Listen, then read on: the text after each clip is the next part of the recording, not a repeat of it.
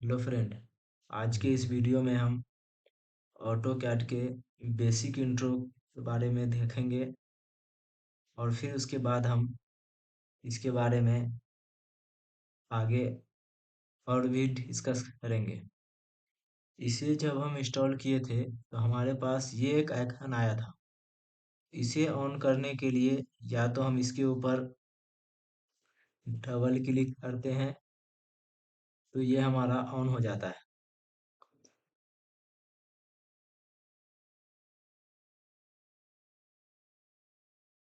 इसको ऑन होने में थोड़ा सा टाइम लगता है और फिर ये हमारा ऑन हो जाता है।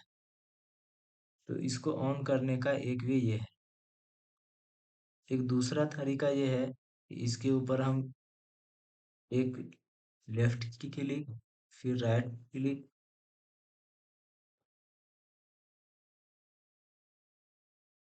और फिर यहाँ से इसे हम ओपन कर सकते हैं या फिर हम अपने कीबोर्ड से इंटर भी प्रेस कर सकते हैं।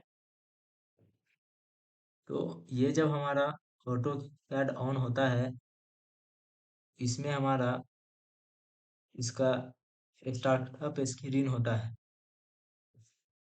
जिसमें यहाँ पर ये स्टार्ट ड्राइंग होता है और फिर यहाँ से हम फाइल भी ओपन कर सकते हैं जो हम लेटेस्ट वर्क किए होते हैं, या फिर यहाँ से जाके हम अपना एक टेम्पलेट भी सिलेक्ट कर सकते हैं। आगे के वीडियो में हम अपना खुद का टेम्पलेट बनाने के बारे में बताएंगे और फिर यहाँ पर जो हम रिसेंट वर्क किए होते हैं वो हमारा हमारा सारा फाइल शो कर रहा होता है और फिर यहाँ से हमें इसका नोटिफिकेशन शो होता है और फिर ये कनेक्शन का ऑप्शन होता है। यदि हमारा ऑटो कैड लाइस लाइसेंस वर्जन होता है तो यहाँ से हम इसे साइन इन करके इसे हम इंटरनेट के थ्रू कहीं से भी एक्सेस कर सकते हैं। उसके बाद यहाँ पर ये हमें इसका सारा ये फाइल शो करता है और फिर जब हम यहाँ पे क्लिक करते हैं तो ये इस तरह से शो करता है। तो ये अपने हम ड्राइंग को अपने अकॉर्डिंग हम अरेंज कर सकते हैं। इसका अरेंजमेंट आपको यदि समझना है तो आप अपने किसी भी फाइल में जाएंगे, जैसे कि हम इसमें यहाँ जाते हैं और फिर इसे हम या तो हम इस अकॉर्डिंग इस तरीके से देख सकते हैं या फिर इसे हम इस तरीके से देख सकते हैं। तो जिस तरह से हमारा ये अरेंजमेंट होता है उसी अकॉर्डिंग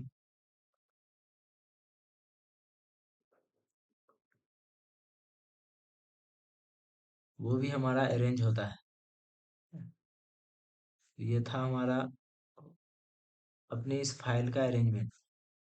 तो इस ड्राइंग के अंदर हम इंटर करने के लिए यदि हमें कोई नया ड्राइंग बनाना होता है तो हम यहाँ से स्टार्ट ड्राइंग के ऊपर क्लिक करते हैं और फिर इस स्टार्ट ड्राइंग के ऊपर क्लिक करने के बाद यहाँ से हमें ये एक एप्लीकेशन आइकन होता है जिसके ऊपर क्लिक करने के बाद या तो हम कोई नया ड्राइंग स्टार्ट कर सकते हैं यहाँ पर क्लिक करके। जब हम इस तरह से करेंगे तो यहाँ से हमें ये टेम्पलेट पूछेगा और फिर जिस टेम्पलेट में हमें वर्क करना हो उस टेम्पलेट के ऊपर सेलेक्ट करके हम यहाँ से इसे ऑन कर देंगे। या फिर हम नया ड्राइंग को स्टार्ट करने की के लिए यहाँ भी इस प्लस आइकन के ऊपर क्लिक करके नया ड्राइंग ऐड कर सकते हैं।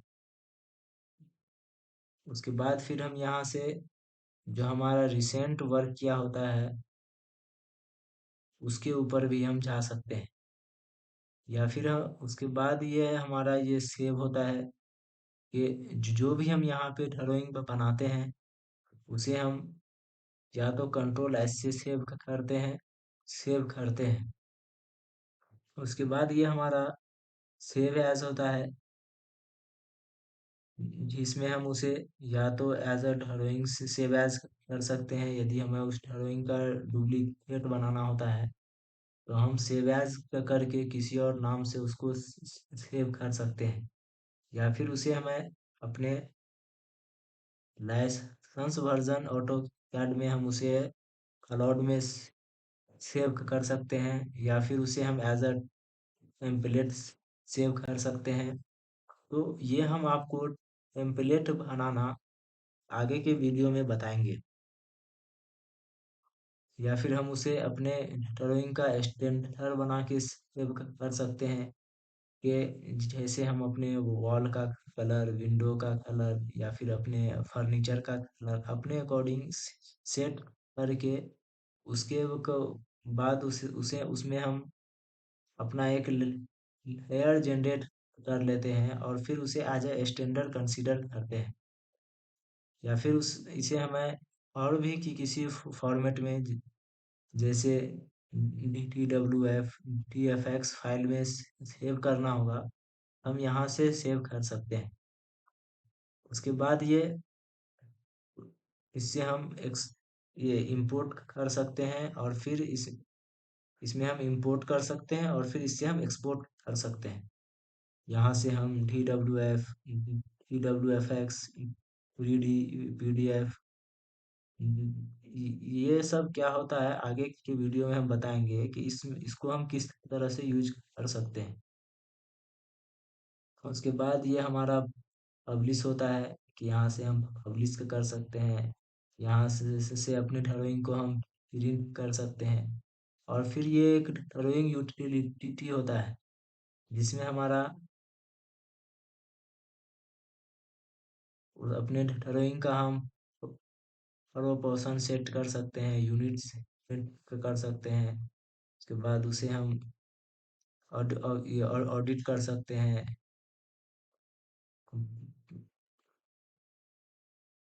तो इसमें ये बहुत सारे ऑप्शन होते हैं। उसके बाद जब हम यहाँ पे इस ऑप्शन के ऊपर जाते हैं तो इसमें हमारे पास, अभी हम इसे देखते हैं, फाइल को हम आगे के वीडियो में देखेंगे। अभी हम डिस्प्ले को देखते हैं। इसमें हमारा अभी जो ये बैकग्राउंड का जो लेयर है वो डार्क है। यदि इसे हम लाइट करके और फिर यहाँ से हम अप्लाई कर देंगे तो ये जो हमारे सिस्टम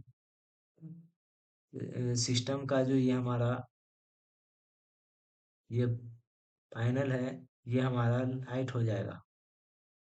फिर से इसे हम डार्क मोड में करके फिर हम यहाँ से इसे हम अप्लाई कर देंगे तो ये हमारा डार्क मोड में आ जाएगा। उसके बाद फिर हम यहाँ से अपने इसका कलर चेंज कर सकते हैं।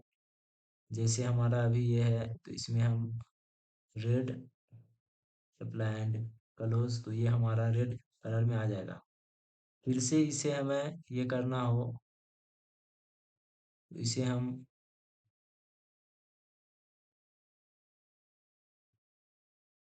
फिर से हम रिस्टोर ब्रांड, ओके। इसे जब हम रिस्टोर कर लेंगे तो ये वापस हमारा उसी फॉर्मेट में आ जाएगा। ठीक है। फिर हम यहाँ से अपने इस डिस्प्ले का रेजोल्यूशन चेंज कर सकते हैं और फिर यहाँ से हम अपने कर्सर का साइज भी चेंज कर सकते हैं। जैसे हम यहाँ पे अभी दिखा हुआ है तो अभी हमारे इस कर्सर का साइज ये है। इसको हम छोटा बड़ा भी कर सकते हैं। उसके लिए हम यहाँ से ऑप्शन में जाएंगे और फिर यहाँ से इसे हम इंक्रीज कर देंगे, जितना भी हमें इंक्रीज करना होगा। जब हम इसे ओके करेंगे तो ये हमारा कलर का साइज इंक्रीज हो जाएगा। फिर से इसे हम डिफॉल्ट उसी में रखते हैं। ये था हमारा 5, इसको हम 5 5। ओके, ये हमारा वापस से उसी में आ जाएगा। उसके बाद हम फिर इसे में ओपन एंड सेव,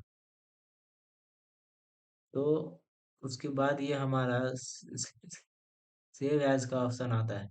जब हम किसी भी ड्राइंग को सेव एज करने लगते हैं तो ये हमारा इतने सारे फॉर्मेट में हम उसे सेव एज कर सकते हैं। तो हम कोशिश हमें ये करना चाहिए कि हम जो भी ड्राइंग बनावें वो हमारा सेव जो है जिस ऑटो कैड में हम कर रहे हैं उसके लोअर वर्जन में उसे हम सेव करें। उससे फायदा ये होगा कि यदि आपको कभी उसे लोअर वर्जन में यूज करना हो, ऑटो कैड के लोअर वर्जन में, तो आप उसमें भी उसे यूज कर सकते हैं।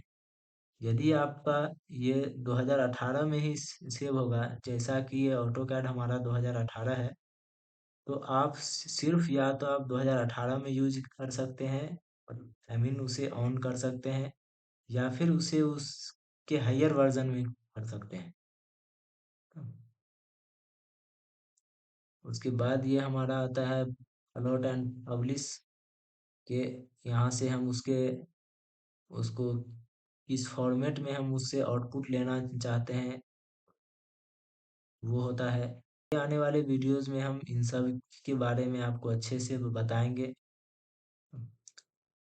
और फिर हमारा ये जो बजर का साइज जो है उसे भी हम इंक्रीज और डिक्रीज कर सकते हैं। इस ये सब को हम किस तरह से चेंज कर सकते हैं उसे हम आपको आगे आने वाले वीडियोस में बताएंगे।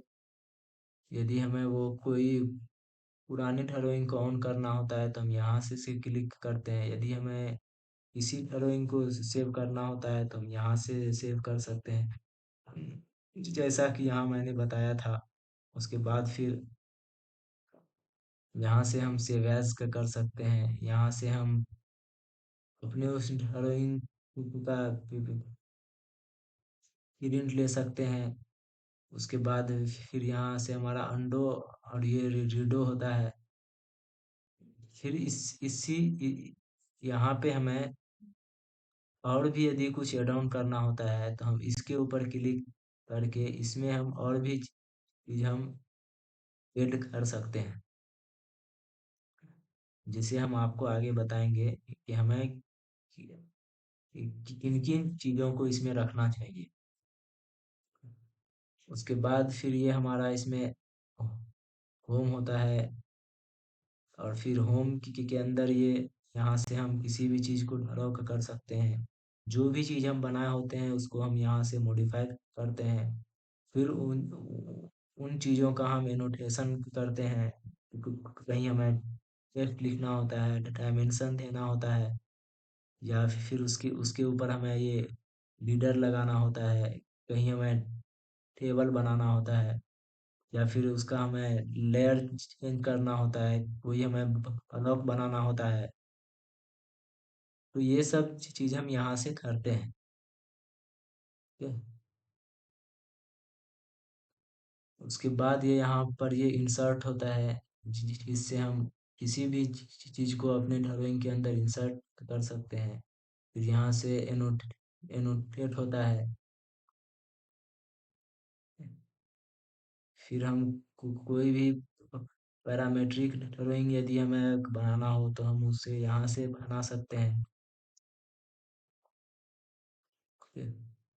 फिर यहाँ व्यू होता है, माइनस, आउटपुट, एड इन, A360, जिसके बारे में मैंने बताया था कि क्लाउड के थ्रू यूज होता है ये। फिर यहाँ से एक्सप्रेस टूल,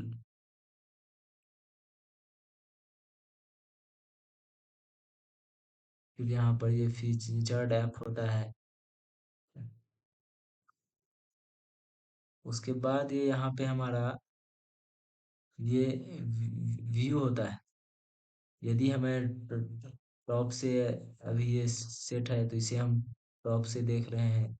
यदि हम इसको इधर से करेंगे तो ये हमारा लेफ्ट होगा, फिर इधर के करेंगे तो हैक होगा, इधर करेंगे तो राइट होगा। या फिर इसे हम आइसोमेट्रिक व्यू में देखना हो तो हम यहाँ से इसका आइसोमेट्रिक व्यू ऑन कर सकते हैं। फिर यहाँ से इसे हम टॉप में आके इसे हम टॉप से देख सकते हैं। उसके बाद इसे हम अपने टॉप को हम अपने अकॉर्डिंग रोटेट भी कर सकते हैं। ओके।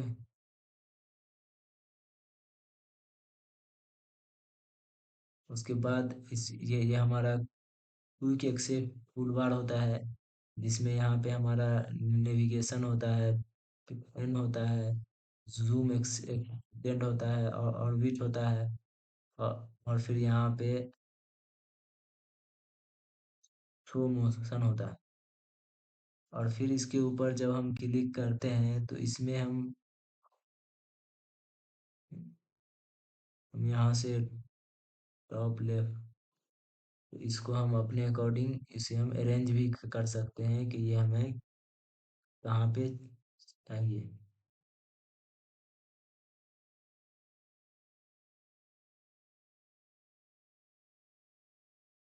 इसे हम टॉप राइट, ये हमारा यहाँ पर आ जाएगा।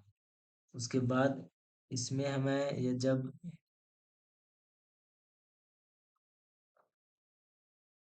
ग्रिड शो करना होता है तो इसमें हम ग्रिड भी शो करते हैं। जैसे अभी आपको यहाँ पे ग्रिड दिख रहा होगा, तो ये जो हमारा है ये ग्रिड होता है।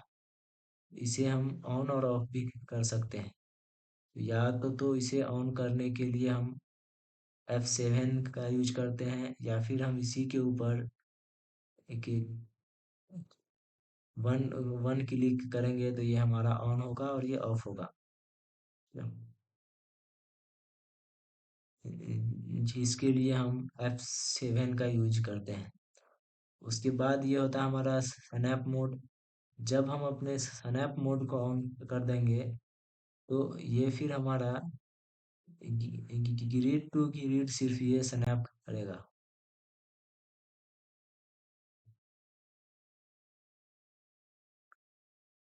जैसे ये यहाँ शो हो रहा है और यहाँ शो हो रहा है। यदि हमें इसके बीच में चाहिए हो तो ये यहाँ पर शो नहीं होगा। इसे शो करने के लिए हमें इसे ऑब्जेक्ट स्नैप मोड को ऑन करना होगा। उसके लिए या तो हम इसे यहाँ से ऑफ कर सकते हैं या फिर F9 का यूज कर सकते हैं। हम आपको एक वीडियो देंगे जिसमें हम F1 से F12 तक का ऑटो कैड के अंदर क्या यूज होता है उसके बारे में बताएंगे। उसके बाद यहाँ पर ये हमारा ऑर्थो मोड होता है, और ये ऑर्थो मोड क्या होता है उसके बारे में हम आपको आगे बताएंगे। अभी बस आप इतना समझ लें कि ये एक लाइन है। तो ये लाइन अभी हम किसी भी डायरेक्शन में इसे हम ड्रॉ कर सकते हैं।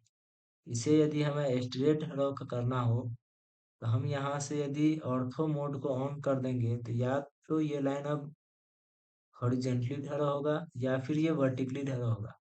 ये किसी भी एंगल में अब ड्रॉ नहीं होगा। जब हम इसे ऑफ कर देंगे तो अब हम अपने लाइन को किसी भी एंगल में ड्रॉ कर सकते हैं।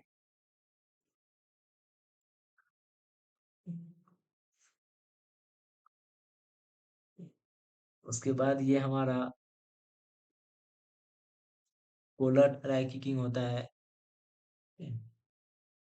कि उसमें जब हम एंगल ड्रॉ करते हैं तो हमें कितने डिग्री पे चाहिए होता है। तो इन सब को हम आपको आगे आने वाले वीडियो से बताएंगे। उसके बाद ये हमारा ऑब्जेक्ट स्नैप ट्रैकिंग होता है। उसके बाद ये हमारा ऑब्जेक्ट स्नैप होता है, जिसके लिए हम F3 का यूज करते हैं। फिर ये हम एनोटेशन के लिए यूज करते हैं। उसके बाद यहाँ से हमें अपना वर्क स्पेस हम चेंज कर सकते हैं। उसे हम चेंज करने के लिए एक यहाँ से भी कर सकते हैं। जब हम यहाँ पर क्लिक करेंगे और फिर यहाँ पे हम वर्क स्पेस को ऑन कर देंगे तो जो ऑप्शन हमें वहाँ दिख रहा था वही सारा ऑप्शन हमें यहाँ भी आएगा। ठीक है? उसके बाद ये हमारा